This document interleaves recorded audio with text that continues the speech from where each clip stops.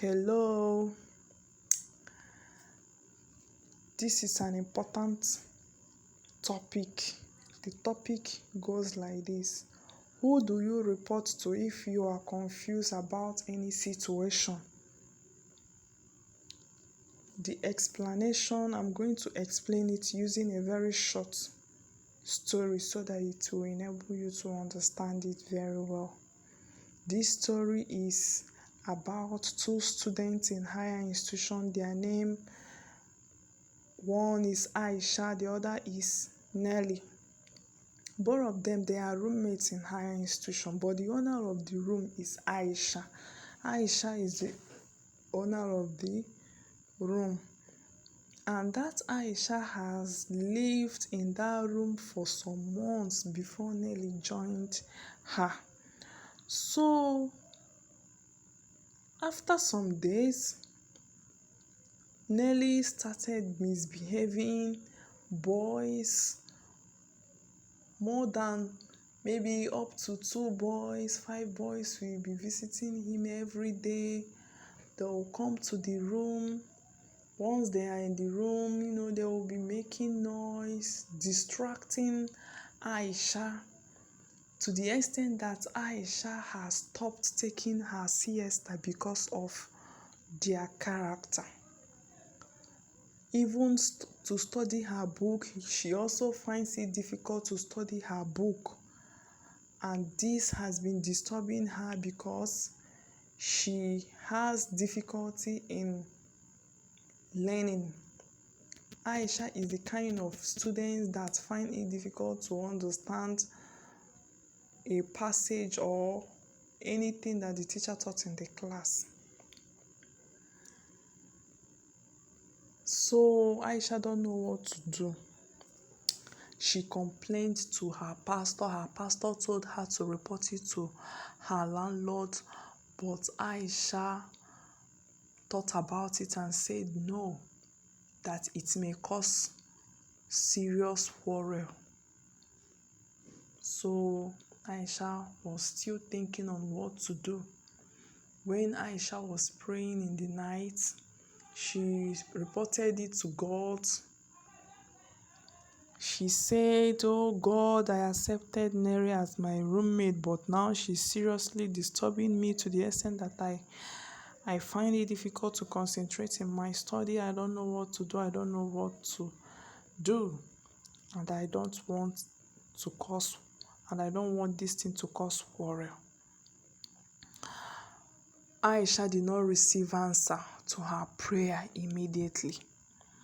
So one day, a few days later, when Aisha was on her way to school,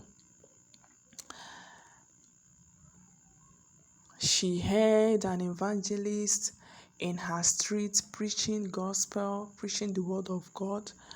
The woman said that the only person that we should fear is God, that we should not fear our fellow human being. That is only God that we should fear. For instance, the evangelist gave an example. She said, for instance, if you have a tenant or a worker or a neighbor, don't maltreat them. Just give them your rules and regulations. Even if they misbehave, caution them, warn them, wait for them to change. But if they did not change and tries to threaten you, don't try to fight against them. Just relax and talk to your God. But this is message for people that have strong relationship with God, people that allow the Spirit of God to rule their life. When you talk to your God, relax. Your God will do the fighting for you. But by then you must have tell that person to leave your house for you. You must have given the person quick notice.